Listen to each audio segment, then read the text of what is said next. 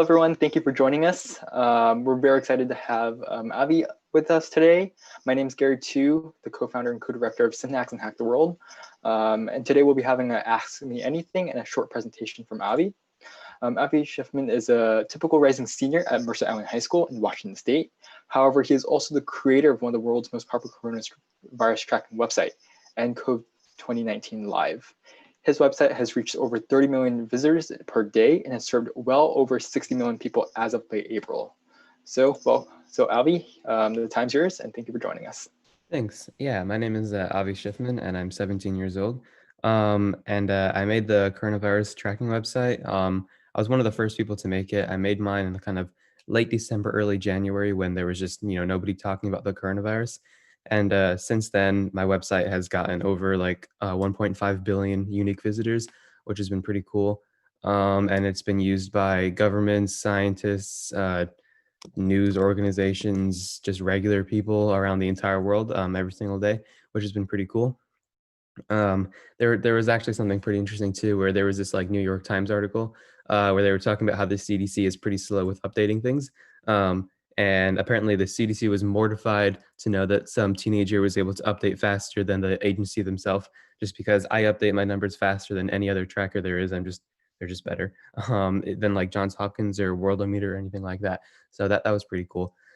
And so I guess I started my website because I noticed it was hard to find information on the coronavirus. Back in late December, early January, there was like absolutely nobody talking about it wasn't even a pandemic or anything at the time. And it was mainly, I think, just in China. I think I started like coding the website when there was like 51 cases, and I think I finished it when there was like, I don't know, maybe like a couple hundred at the most. And I basically, if I wanted to find the most up-to-date numbers on the coronavirus, I'd have to go to like local Chinese government websites. But the government websites are terrible. They look like they were made a billion years ago, and they suck to use on a mobile device. And I don't speak Chinese, so it's not very helpful for me. And the translations are all kind of wonky. So if I want to find like the most updated information that's updating every couple minutes, then that's where I would go, but not very useful for an American like me. And there's also news articles, but those were mostly out of date by the time I read them anyways. So, and they're also not like dynamically updated or anything like that. They're not like a dashboard or anything. So I started working on my own website to kind of web scrape a lot of the kind of government websites and make it look visually appealing and work good on a phone. So 80% of my traffic are from mobile devices. So it was a big thing I kept in mind to make my website, work really good on a phone. So, when you visit my website on a smartphone, the first thing you see is just the quick facts section. You see the total confirmed cases, the total deceased, all the information you need is just at a glance. You don't have to, go to weird government websites and sort through all kinds of weird disclaimers and I don't know, just so much government stuff. Their websites suck. But my website's very minimalistic. There are no pop-ups or ads or any weird things in the way. The information is just there. You see it right when you need it. And to make the website, it uses a technology called web scraping, which is kind of what Google uses for like indexing their search engine. So you may have also heard web crawling or whatever. And it works basically. So let's say Korea, for example, they have kind of like a local government page. Like, every country has like their own health organization, CDC kind of thing. And they have numbers there and kind of tables that they update, every couple hours or minute. And I'm able to basically download the HTML of that page and then kind of parse it myself. So if they have like a table, I'm able to kind of like go through every single like row of the table and have all the keys and stuff and take that data and then I add it to my own like arrays and I just kind of have my own large data set of all the other countries. And then every single time you visit my website, it, does like a request to my server, which then, just sends back all that information. And so there's a lot of server side programming and a lot of cool stuff, which I had never done before to make the website work. That way, every single time you visit my website, it's not going to web scrape, hundreds of government websites. That would be terrible and make the website take forever to load. So every like couple minutes or so, it scrapes all the sites and updates the information on my website. And also, I guess a lot of the interviews and stuff I've done, things they expect that, I guess I had help or, you know, did more professional things. But, you don't have to be a professional programmer to make anything like this. I did not go to any, boot camp or college class or anything like that, even like high school things. I took AP computer science and I got like a 2 or something. I don't think I'm a very good programmer at all. You don't have to be, especially for web development. I don't think you need a computer science degree to do web development at all. If you want to do more like machine learning kind of computer science related things, sure, that's when you would honestly go to college. But to learn web development, there are so many great resources online. There are like dozens of videos that have, 14-hour long and, modern web development frameworks like React or something there. You can basically learn anything you need. But I think the best way to learn how to do things is if you just make projects, if you want to learn, really anything. But, a lot of programming things, I see a lot of people, they try and, they get all these books and, YouTube videos, and they spend forever, trying to master JavaScript or something like that before they try and make the first website. I don't know anything about JavaScript really. I just know, I know like how programming works, and I understand that because I've been programming for about a decade by now. But so like if I want to make a circle turn red, I'm not going to learn how to do that beforehand. But if I'm working on a project and that's something I need to do, all I have to do is just Google it, and there's a gazillion websites that there's like 200 other people that have the exact same question as you. Especially if you phrase your question right, HTML and CSS and all that kind of stuff has been around for like 30 years or something by now. You can really find answers to basically any question you have. So when I was working on my coronavirus website, I was just, learning as I went along. And there's a lot of like Discord chat rooms full of, web developers and all kinds of things where you can just ask questions. And, they'll be willing to, answer you. So, and then there's another thing where people like wonder if the information is accurate. And that's another kind of interesting thing as well. Um, I'm able to get the information that is publicly available. I mean, the actual number of infected people in the world is probably 100 times higher than what's actually reported.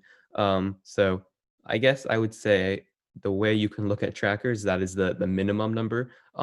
Because obviously in places like Africa or whatever like that, don't have the testing infrastructure to test so much more of their population. So the actual numbers are way higher. But I'm able to, I guess, show with all the publicly available information. And sometimes that information is harder to get from more authoritarian governments as well. So places like China and Russia, North Korea, I don't have anything from North Korea.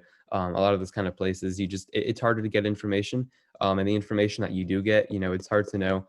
A lot of people believe the numbers are underreported or, being skewed or anything like that. And that's kind of a hassle.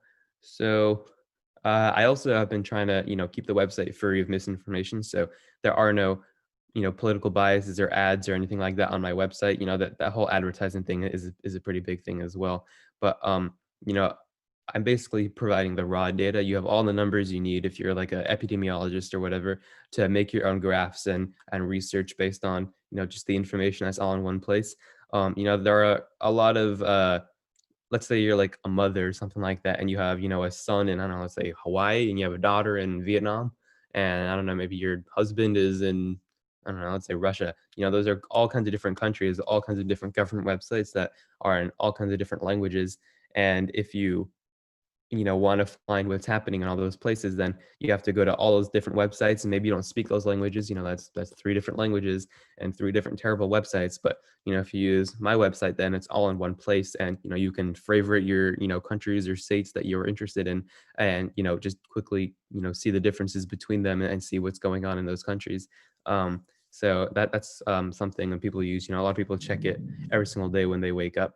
And I guess also a lot of the feature I have for this website, uh, uh, I mean, it's LinkedIn. Like there are like thousands of international articles on this website in all kinds of places. So it would be dumb to just make the website, like a white page once the pandemic is over. I mean, there will probably be new cases for another, I don't know, let's say year and a half, 2 years, something like that. Depends how fast they find a vaccine and are actually able to get that out to everybody.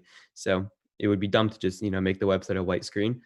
Just because there's like millions and millions of backlinks for this site. There's so many just places it's linked in the world. So what I'm going to do is make it kind of like a repository for free information on the pandemic. So in the future, if you're some kind of researcher and you need to find information on the pandemic, then on my website, I'll just have, on this specific date, there were that many cases in this specific country, which, and, all kinds of other information. And I think that will be pretty helpful um, for a lot of people. And let's see. Um, I guess I can talk a bit more about how it works programming wise. Um, so it's changed a little bit, I suppose, but the way it originally started was I was using DigitalOcean to, they have a VPS, which is a virtual private server. So basically I'm able to pay like, let's say $5 a month. And when I signed up, I had a $100 free credit anyway. So my servers, I've never paid a penny for my servers, which even though I've gotten such massive traffic over the course of these months, um, I don't have to pay even a penny. But I'll get more of that later. That's kind of because Cloudflare is cool. But so I use DigitalOcean as kind of like a server. So, in a weekend, I remember I had no idea what I was doing, and I stayed up for almost like 2 days straight, just learning like Ubuntu and commands like that. The way I could set up the server and basic security. So making it so that the root is disabled and you can only sign in with SSH keys. There's no password logins, all that kind of stuff, just in case, because I wanted to have a lot of security for the website. So it uses DigitalOcean, and then the website is mainly coded in Node.js, which is a server-side programming language like PHP, which I'm sure if you're in this hackathon, you probably heard about it. And so that Node.js stuff is on the DigitalOcean private server. And there's like 237 I think web scrapers. It's a bunch, and every couple minutes or so it will run that. There's like all kinds of different web scrapers. There are like PDF viewers. There are things in like Selenium, so clicking on buttons and next page and all that kind of stuff. There are things in basic Cheerio, which is kind of like jQuery but on the server, and so all that kind of stuff. And then the other stuff I use is something called EJS, which is like a templating language. So I don't use like React or Vue or any of those frameworks. I honestly don't know how to use them. I just know how to use EJS, which is it's a templating engine, and you may have heard of it, but it's really cool. It's basically HTML, but you can put basically JavaScript kind of in it and like from the server. So for example, I can have like JavaScript code, so I can have like a for loop to create rows in a table based on an array that I have from Node.js. So every single time you visit my website, and it pings the DigitalOcean server, which is a request, then what it does when it returns the request is I'm using Express for routing in Node.js, which is a commonly used thing. It'll return back then the arrays, which are up to date from all the scraping in Node.js. All the arrays are just saved in basically the memory of the server. It's basically nothing. So in that request, then it comes back, and the EJS thing is basically just a template, and it fills everything out from the server side programming things. So all the numbers and everything just fill in loops of things, and depending on which country and everything. So the entire website is just EJS, which is very helpful. And then there's CSS as well. I do use Bootstrap, but I don't really use Bootstrap. All I do is use like column things from Bootstrap, just because that's how I know how to like set up websites. But everything else is just kind of custom CSS. So Yeah, and I'd like to jump in here. So you said that you're storing all the information within memory. Are you also saving that in a database, or is it just entirely on memory? I never set up, I mean, I originally had set it up in a Mongo database, but it was kind of a hassle to deal with databases and work on my website at the same time, because it was kind of a big hassle to constantly be updating things. And I mean, back then it was a really hard to work on this website. Now it's very stable and there's all kind of fail safes. But back then there were new countries getting infected every couple of days, which means new web scrapers to code, and a lot of things were changing format. Like there were times where a country would decide to put like the total number of cases in like their normal keys, which was a very big hassle, because then all my numbers would just be doubled. And it was a big hassle. So I don't keep any numbers really. I mean, there are like a gazillion other people that like have their own databases and have been tracking this, since day one, I guess, as well in databases. So I didn't really see a point of, paying a bunch of money to have some massive database in my own. One sec. Sorry about that. My family is loud. So I don't have my own database. If I were to use a database, I would probably use Firebase just because that is really easy for me to use. Sorry, my family's so loud. Firebase is a really cool database from Google that is free for quite a while. There's also like Mongo and some other ones. I don't really know how to use any of those, to be honest. I mean, I know Firebase pretty well, but it would be a pretty big hassle to deal with a lot of database things. So I'm not storing any information right now. There's other people doing that. But yeah. So do you have any more questions? I don't know, just to have more. Yeah, sure. Would you like to talk a little bit about how you got into coding in the first place?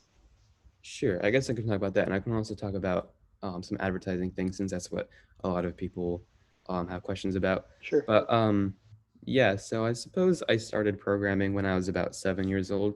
The first website I made was like a terrible website for like stick figure animations, but I don't really remember why I made that. And then after that, I started just doing all kinds of things in all kinds of languages. I don't really know any language really well. I mean, I probably have coded in like dozen languages or something like that, probably more. But it's just whatever project I'm working on, I just kind of learn as I go along and the tools I need to make it. Instead of becoming a Python god before I make like a alarm, before I make like a RPG game or something like that in Python, then I just kind of learned as I went along. So I just kind of did that stuff. And in middle school, I did a lot of video game development in like Unity, which I'm sure a lot of people have heard of. That was kind of ridiculous. There are a lot of games I made that are publicly available and stuff on like GameJolt. In like early high school and late middle school, I did a lot of app development in native iOS stuff. And I went to a lot of hackathons. I actually won a lot of them. They were pretty cool. I won like a couple dozen $1,000 from actually a bunch of hackathons. I went all around, going to a bunch of those, and that was pretty cool. There was like I never met another high school student at any of the hackathons I went to. Maybe that's why I guess this is pretty cool, because there's a lot of high school students, but I never did any online ones though. But every single one I did in person, there was never any high schoolers. So, pretty weird, I guess, constantly working with adults. But, I learned a lot. I think hackathons are a great way to meet other people. And also, a lot of when I was working on the pandemic website, there were a lot of people I met from hackathons that, I guess are kind of mentors in a way. That way I could ask questions to. They were actual like industry programmers, web developers, and I was able to ask questions and they were able to help me, anytime. They're just on Discord and stuff like that. And, I had a bunch of them. So, at 4 a.m. I can ask this dude I met in like a Korean hackathon that's able to help me, which is pretty cool and helpful. So hackathons are pretty cool. But, and then right before I started making the coronavirus website, I had made something similar with web scraping. So for my high school, we have like a sports website for the state called Kinko in Washington. But it's pretty terrible. It's so bad. It's like the government websites. They look like they were made a billion years ago, and on a smartphone, impossible to use. So I started working on a website specifically for my school that was, and I made it look like the ESPN website. So, it was a kind of like white-ish kind of things, and I modeled it to look the same, and it looked really cool. And I used the same technology of web scraping to just get the data from Kinko for all the different high school sports and, put it all into one place again. There's also some other, not everything is on Kinko. There's like for lacrosse, they have like a lacrosse club kind of website or whatever. But, got that all that information and made it look like ESPN. So, if like our team had, a higher number and like the win, like their score was higher, then it would have like a green W or like a red L. So a lot of cool stuff to make it look like ESPN. And I made that website, and that was pretty popular in my school, which was pretty cool. And it worked really good on a smartphone. And the tables for that website are the exact same tables that are in the coronavirus website. They're just a different color, different keys. And a lot of the web scraping things, I just copied and pasted the code for the sports website and then changed a lot of it for pandemic things. So that made it a lot easier. And then also one thing about coding stuff I forgot to mention is that I use Cloudflare for DDoS protection, and now the server actually is hosted on a fridge in Ireland, which is kind of random. But basically now I've done so much stuff with Cloudflare, and I made friends with the CEO of Cloudflare, Matthew. He's pretty cool, and he made my accounts unlimited, which means I learned, like, I have an unlimited Cloudflare account, which is usually what they do for kind of, I'm not a nonprofit, but they do that for nonprofits or people that are using Cloudflare to do interesting things. And they saw, because in an early interview on the news, I had shown how many people were visiting my website from all these different countries, and I showed the Cloudflare admin panel, and they were shown on the news in a positive thing. And apparently they never get shown in the news for positive things because they're an internet security company. So every time they're in the news, it's for something negative. So I thought that was pretty cool. And they sent me some t-shirts, but that's how I kind of met a lot of the engineers and CEO of Cloudflare. So my account is unlimited, which saves me thousands of dollars a month. So basically all kind of like the kind of caching and hosting kind of thing basically goes through Cloudflare. And then all I have is basically a script to start it up and update the numbers that is literally hosted on my friend's fridge, which is like a Samsung fridge that is running Linux, just because why not? It was cool. So it's actually, there was one point, this is kind of off topic, I guess, but the fridge got too cold one time and turned off the script for the website, which made the website stop updating, which was like really bad.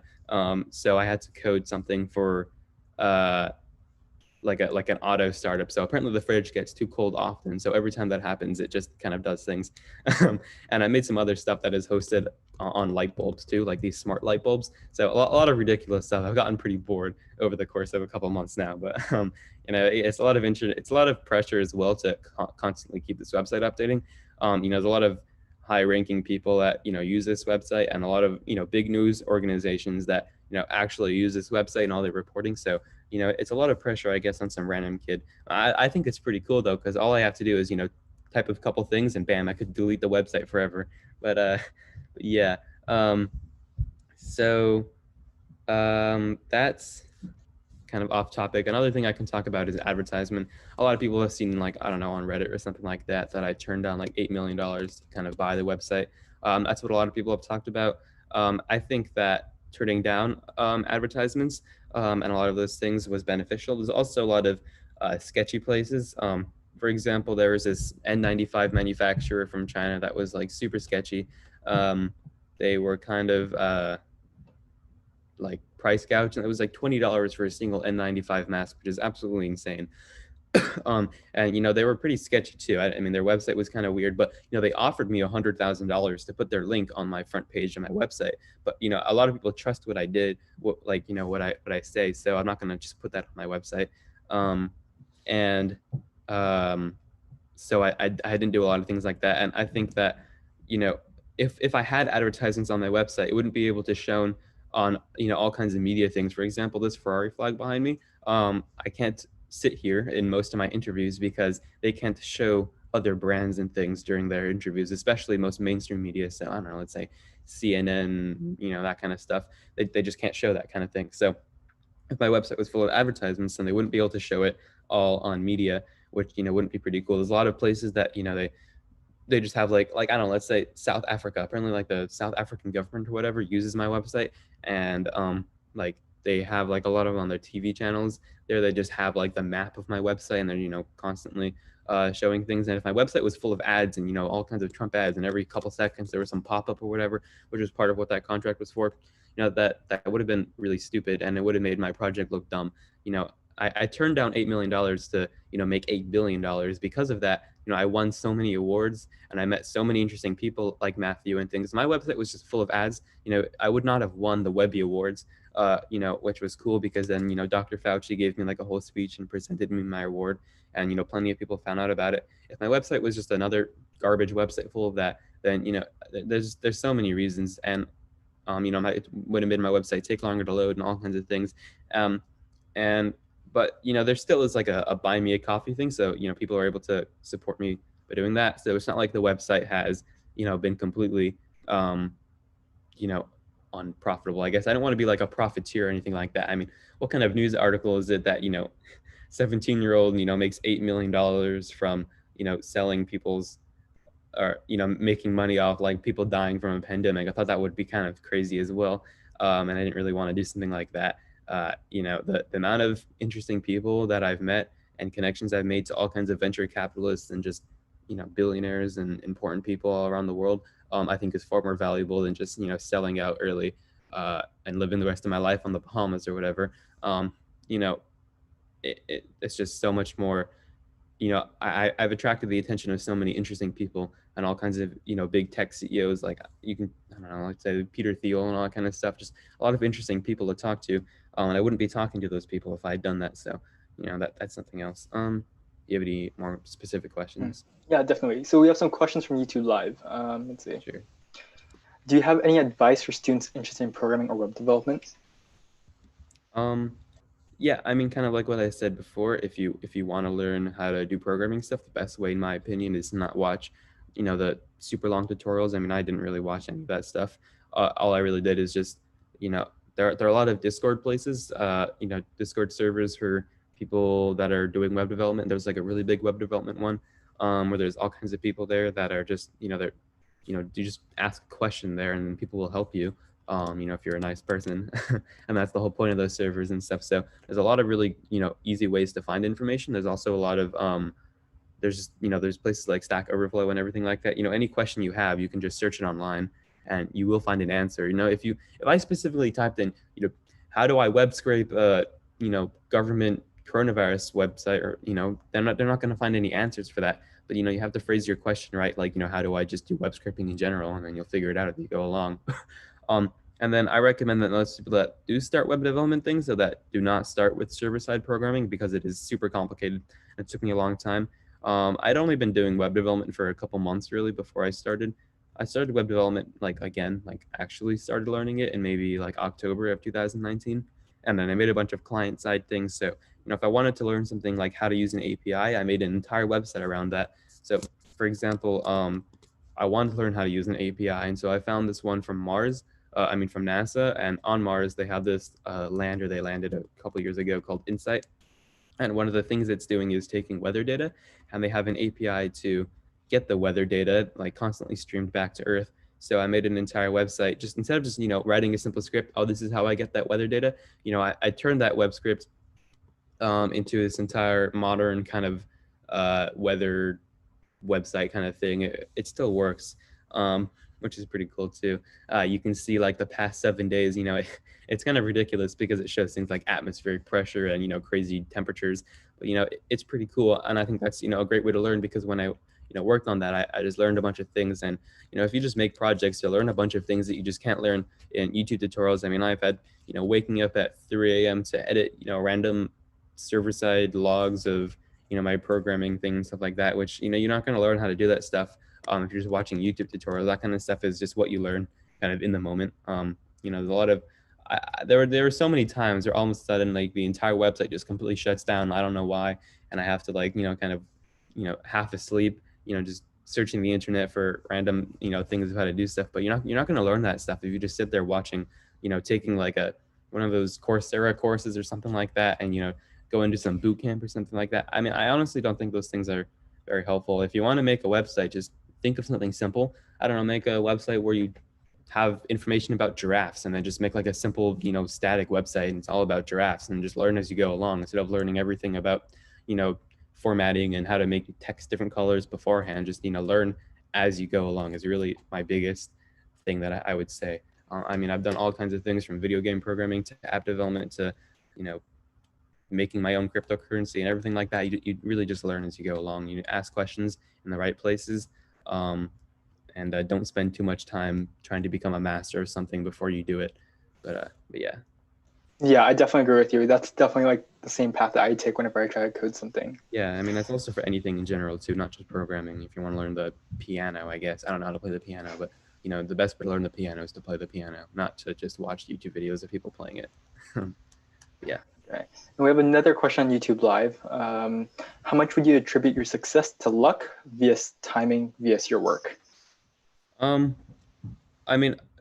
spent hundreds of hours on this website. The only thing I would say luck is that I guess I was procrastinating from a bigger project, and I saw this website, and or I saw that the coronavirus was something that was happening before, it was really happening. I mean, one thing that's interesting about the domain for the website, it's terrible. I mean, it's so hard to pronounce it and, remember anything like that. Honestly, I think that's kind of helped because then people will like bookmark it because they're not going to remember how to say it. I actually bought a domain, germtracker.com, to port the website to, but eventually it was just so known, like in the news, as just nCoV and everything like that. So I just kept it the way it is. It's a terrible domain, but the reason why it was named that is, one, I never expected the website to become popular, and two, it was not called COVID-19 when I started, of course. I remember watching the presentation of like the WHO when they were calling it that, and as soon as they said COVID-19, all the real domains like .com and everything like that were bought within like minutes. So that was kind of interesting. But yeah, so honestly, I wouldn't really say anything was luck. I think that it was honestly just hundreds of hours of hard work and, doing hundreds of interviews and everything like that. The media is so incredibly useful. I mean, my website would not be this popular without the media. And I think what's also impactful is that, that we're at a place right now where everyone is so connected to the internet. There's just so many people. I mean, the last time there was, let's say SARS or something like that, the smartphones didn't even exist when SARS happened, and there wasn't as many people connected to the internet. Not many people had computers or anything like that in, I don't know, 2001 or whatever. It was just less of a common thing. So I think due to many factors, which is why my website is just so incredibly popular. But yeah, I'd say it's just Yeah.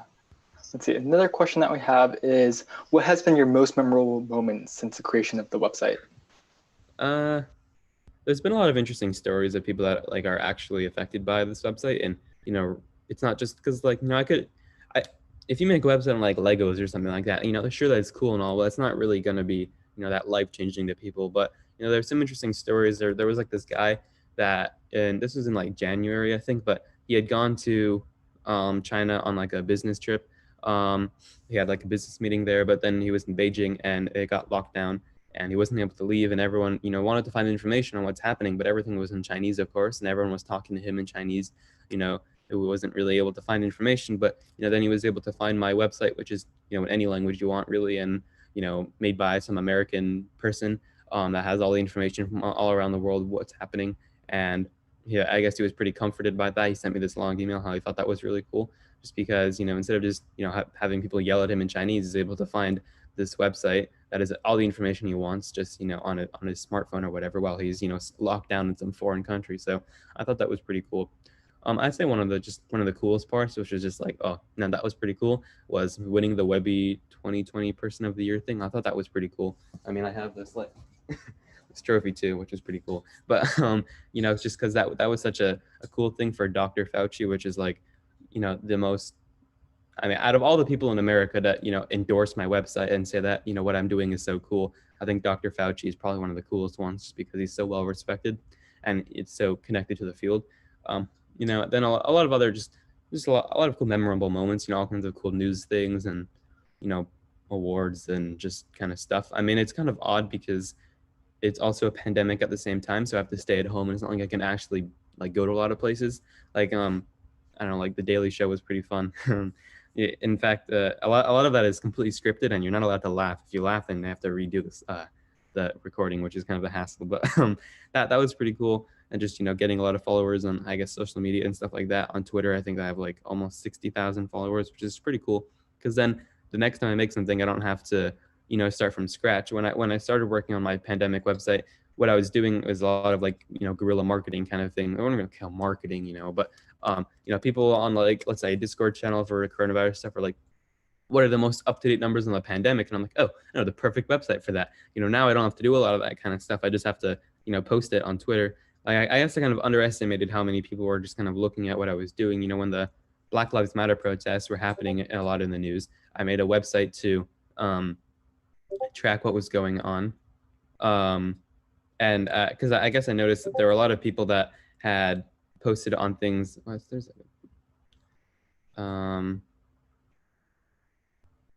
Sorry, there's a bunch of random people sending messages. So I made this website to track the Black Lives Matter protests, just because people would post on Instagram, this is Kansas or whatever, and this is what's happening in Kansas, and this is how you can help. you live in Kansas. But, what if you're looking at that and you live in, I don't know, let's say New Mexico? That's not really helpful for you. So I made a website to just kind of do all that. It shows all of 50 kind of states and what to do for, all of those different states, has information, all of, petitions or whatever. And, I even tracked down many coronavirus cases, of course, and just, all kinds of, is the National Guard deployed, all that kind of stuff. And I just had that on my website, and, I posted that on Twitter, and, and then I went to sleep, and when I woke up, it was on NBC, and there were like a couple dozen articles about that in all kinds of places. So that was pretty cool. And, I think that's one of the biggest benefits of doing this kind of stuff. Instead of just, selling my website back in February and everything like that, now I've gained, such a big following, and there's so many reporters and stuff that are following things that I'm doing. So I'd say that it's super beneficial because, next time I make something too, if I actually try and promote it and things, there's just so many people, I guess, looking for something that I'm doing that, it's pretty helpful to get your thing out there. I mean, when I made my coronavirus website, I think I made it, it was, cool for a couple of days. I posted it in something called Nextdoor, which is kind of like a hyperlocal Facebook thing. And someone from there actually gave a tip to the local tech blogger, which did the first article on the pandemic website. And then a couple hours later, the Seattle Times did something. And then a couple hours later, the Today Show did something. So, it went very fast. But yeah, I mean, and then I just posted it on, Reddit and things. I posted it on the coronavirus subreddit. I was a moderator on that for like a long time when I was a moderator on that when they started with like 5,000 subs and everything like that, and then I guess also one of the big things about this website too is I made a simpler version of this website, and I posted it online.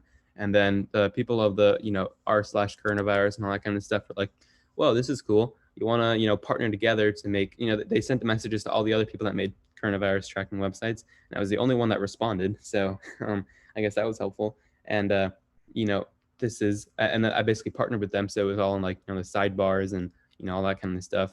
And all their like daily posts, which is very helpful because then that, helped my website gain a decent amount of traffic. Like, I was getting about, let's say 30,000 visitors a day. It was around that. But then after the, the news articles, that is when it kind of catapulted into, millions and millions. But yeah, so that was pretty cool. But yeah, any more questions? Yeah. So what other activities, computer science or not, have you been involved with during high school? Which ones did you enjoy more? I mean, in high school, I was a very terrible student in terms of like academic stuff. So didn't really do that many academic things. I think for most of high school, I had just kind of like a 2 point something GPA. But I mean, towards the very end, I think I had all the way down to a 1.7 just because I absolutely did not put any effort into school. I barely showed up and I barely did anything. And so right now I'm just getting my GED, and I still plan on going to college, which, such a easy way out, I guess. I spent all my time just kind of sleeping in math class and absolutely never doing anything in school and always focusing on kind of computer programming things. And, I think now I have a decent chance of going to an interesting college though.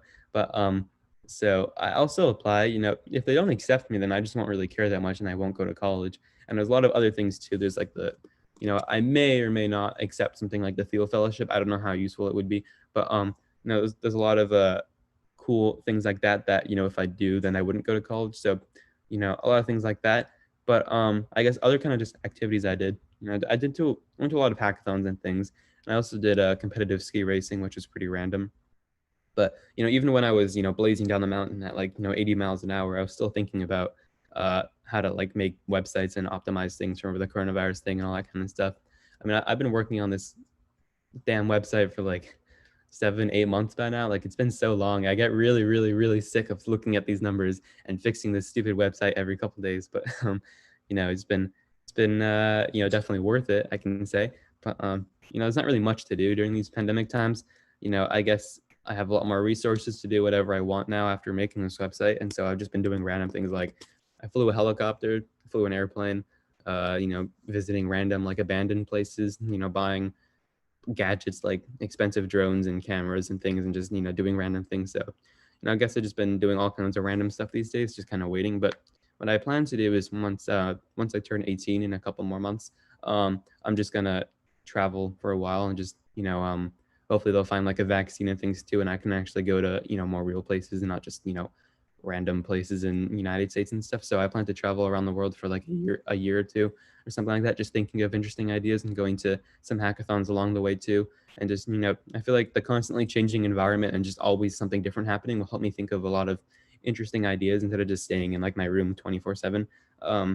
And I think I'll think of a lot of cool ideas, and then hopefully work on some kind of big startups and all that kind of stuff.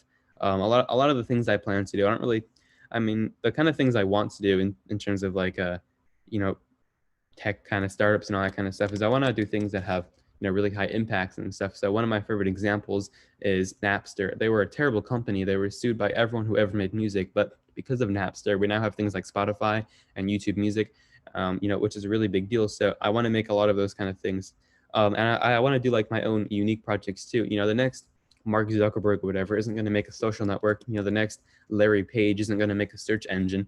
You got to do your own unique thing. And I just want to make really high impact things, like really high impact stuff. I mean, like if you think about things like inventions like the printing press or something like that, I mean, that changed so many things, like in a way because of things like the original invention of if you think about just, let's say the invention of the internet. Because of the internet, we now have things like Wikipedia, and the Wikipedia is just so much information on stuff. I want to just create entirely new things that people had never thought of. I think a lot of that is just a lot of abstract thinking.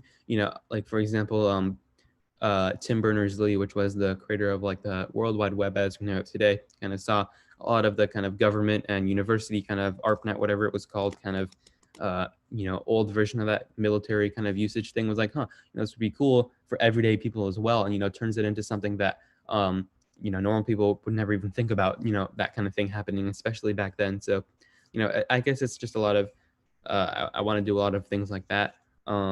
Just high impact things with computer programming. And I mean, I don't really have any care about making some, I mean, I want to be an entrepreneur, but not in the sense of, I want to make like a really big branch of Olive Garden or something like that, or make like some kind of internet company that's boring, whatever, sell that for like a couple $100 million and live the rest of my life in the Bahamas.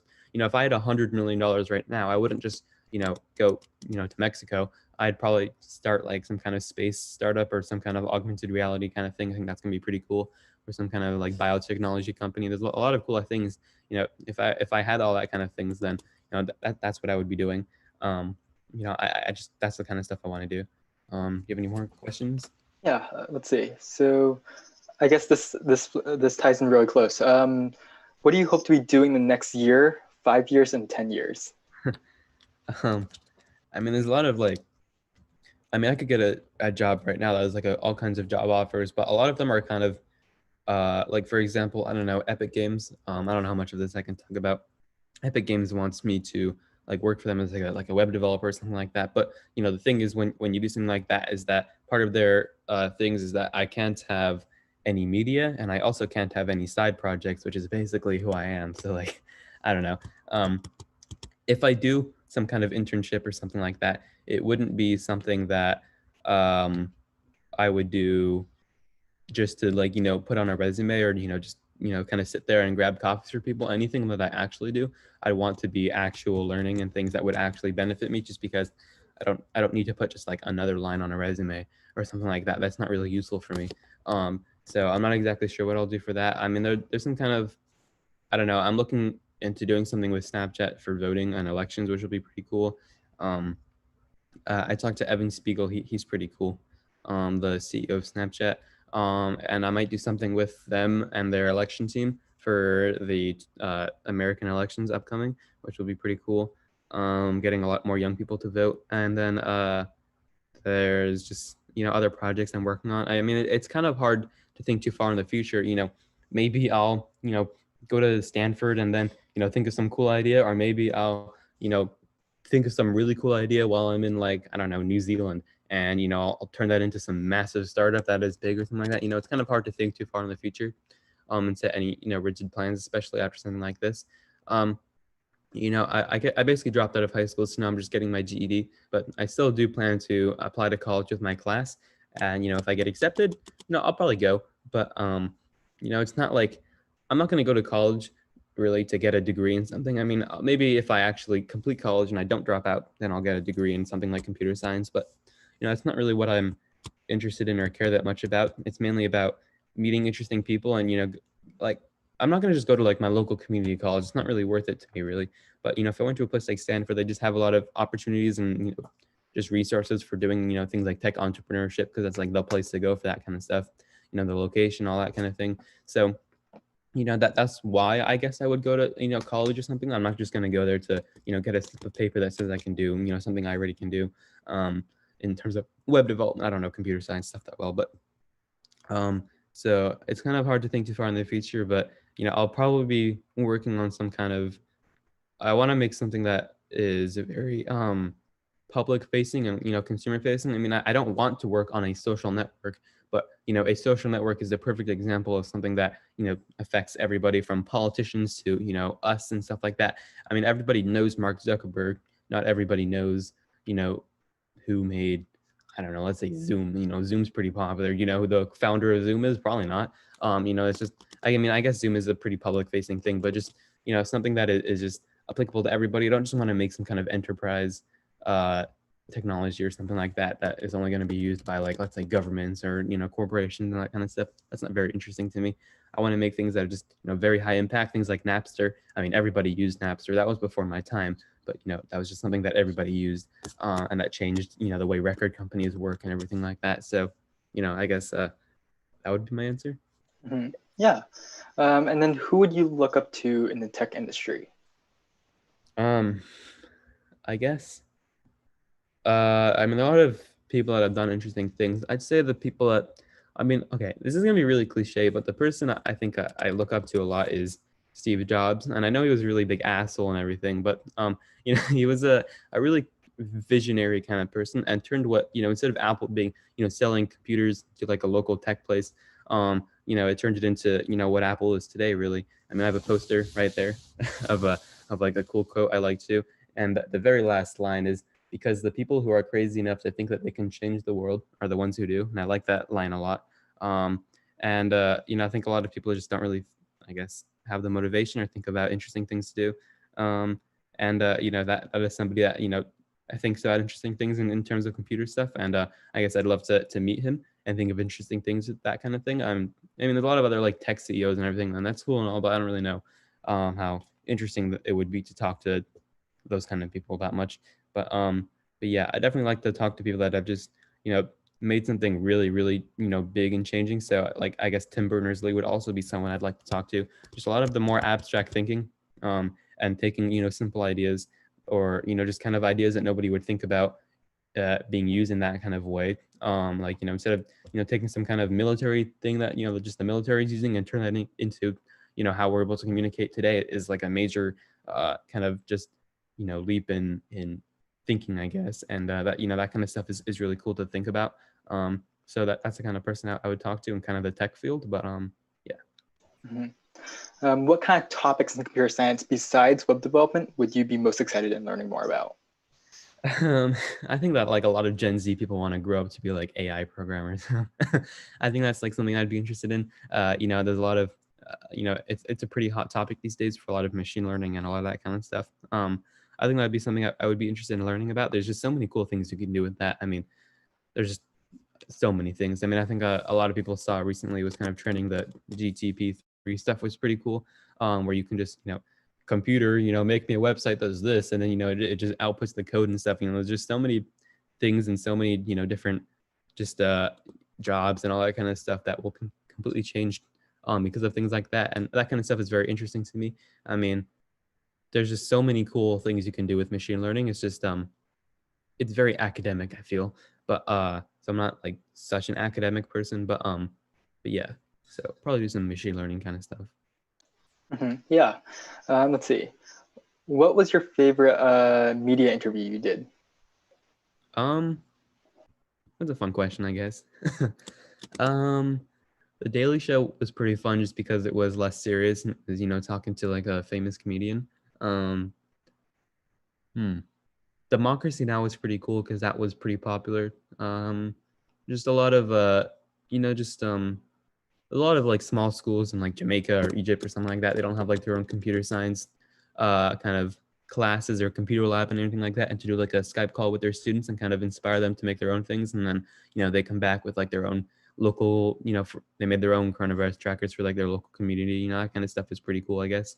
And yeah, so I guess just a lot of interviews like that are pretty cool. Just a lot of the ones that make me not talk on autopilot are fun. Just because I've done like myself maybe like 200 interviews. There's probably like thousands of articles though.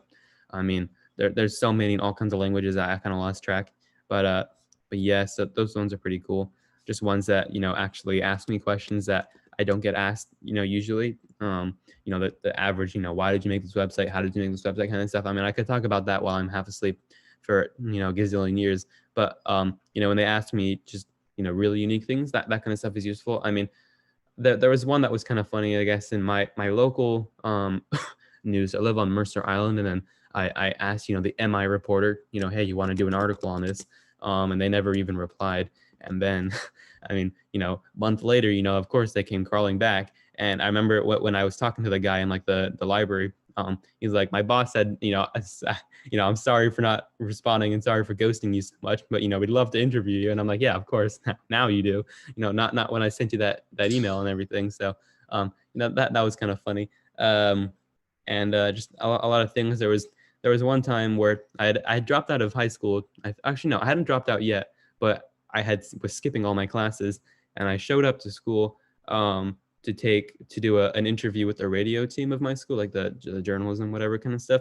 And as I'm walking to the radio thing, my like ceramics teacher's behind me. She's like, if you don't show up to class, you're gonna fail, and you need to make this like bowl or whatever. But I remember when I was in her class, every single time she'd turn around, I would just be working on my website, which was pretty fun. That's just kind of what I was doing in class. I just really did not focus on anything.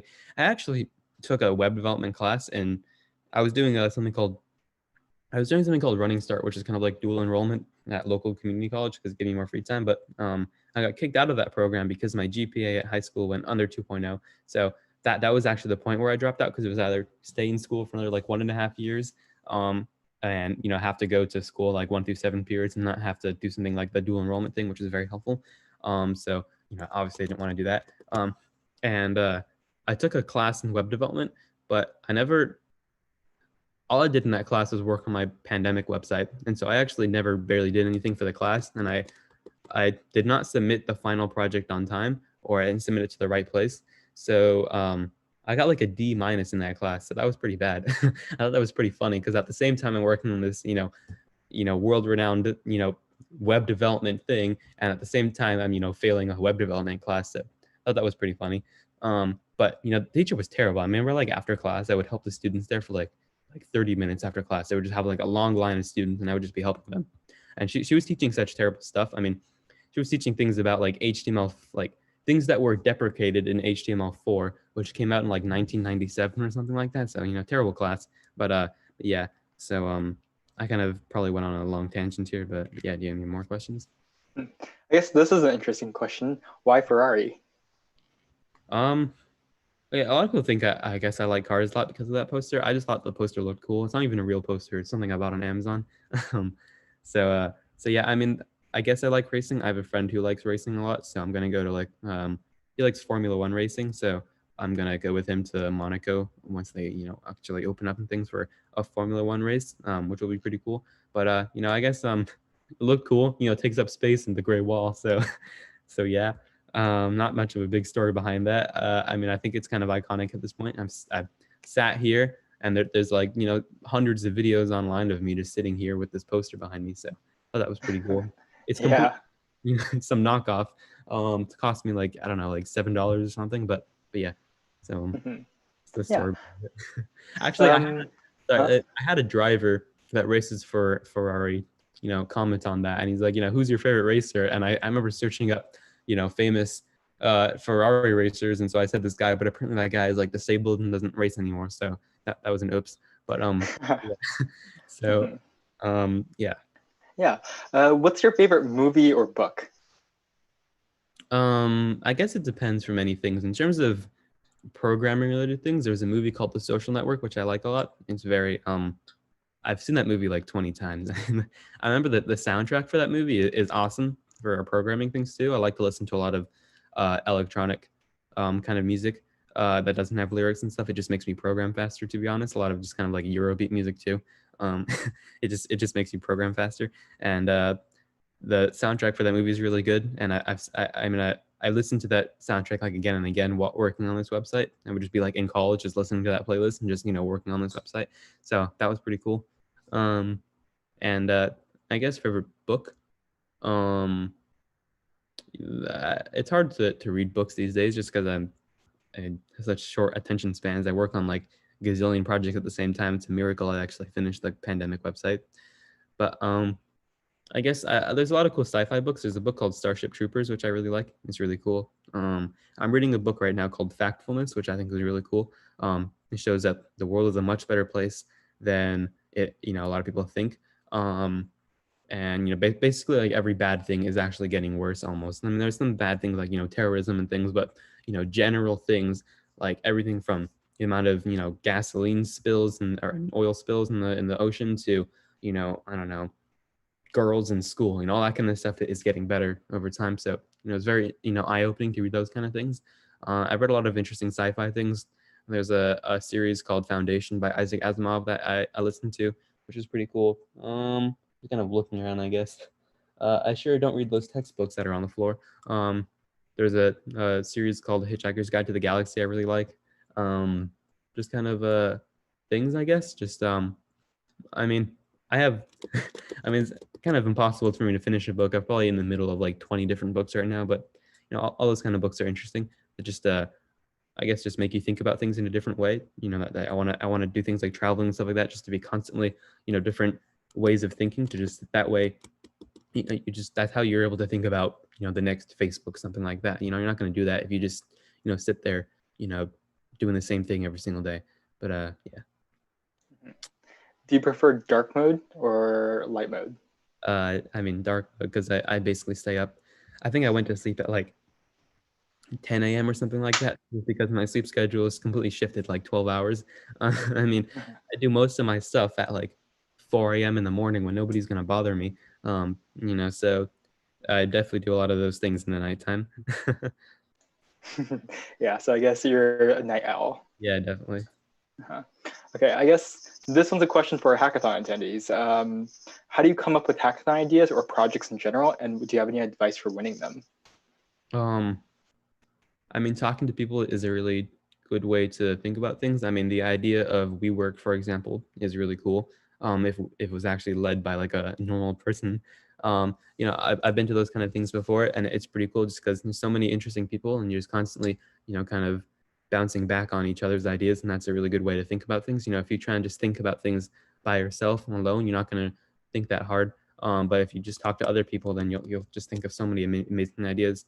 Like, for example, in the Social Network kind of movie, and in real life, when Mark Zuckerberg is talking to the Winklevoss twins,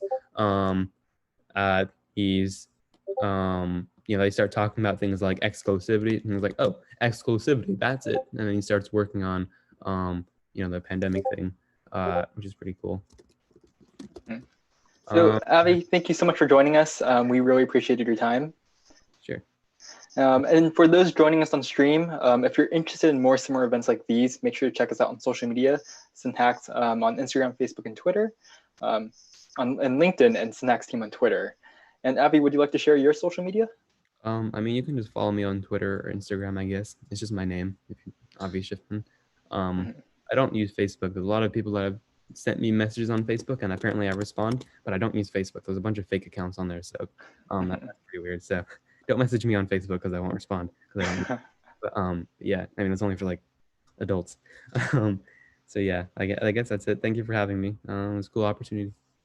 Yeah, thank you so much. And then our next upcoming event will be different post-education careers paths for engineers. And this will be at 7 p.m. Pacific Daylight Time. So if you're an attendee of our hackathon, make sure to check that out then. And thank you for joining us, and have a great day. Well, thank you.